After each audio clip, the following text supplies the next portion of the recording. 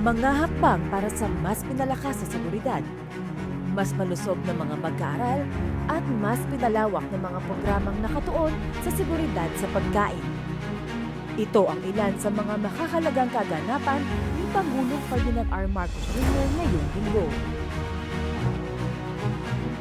Noong July 7, pinamunuan ng Pangulo ang First Semester 2026 AFP Command Conference sa Camp Aguinaldo. Binigyan din dito ang patuloy na pagpapalakas sa kakayahan ng AFP upang mapanatili ang kapayapaan at seguridad ng bansa.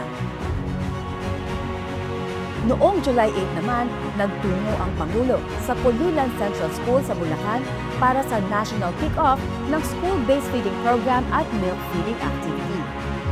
Kasama ang Department of Education, isa itong mahalagang hakbang tungo sa paghubog ng mas malusog at mas masiglang batang mag-aaral. Sa parehong araw, pinasinayaan din yan ang bagong headquarters ng Presidential Arts Group. Dumalo rin ang Pangulo sa diplomatic reception for the 10th anniversary of the 2016 Arbitral Award. Pinasalamatan niya ang international partners ng bansa sa kanilang suporta at hinimok ang lahat na patuloy na itaguyod ang international law sa pagtiyak sa kapayapaan sa ating mga karagatan. At sa pagtatapos ng linggo, nagtungo ang Pangulo sa Navotas Fishport Complex upang inspeksyonin ang patuloy na rehabilitasyon at pagpapalawak nito.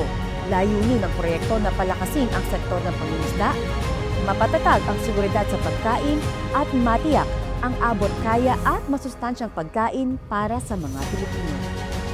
Kasabay ng mga aktibidad ng Pangulo, pinangunahan ni Unang Ginang Luis Araneta Marcos ang pamamahagi ng tig-10 kilong bigas sa mga pamilyang nangangailangan mula sa iba't ibang lokalidad sa Metro Manila. Ang bigas na ipinamahagi ay binigay ng mga LGU direkta mula sa mga magsasaka sa pamamagitan ng Local Government Support Fund na siyang mahalagang bahagi ng bawat bayan makikinabang program ng Office of the President.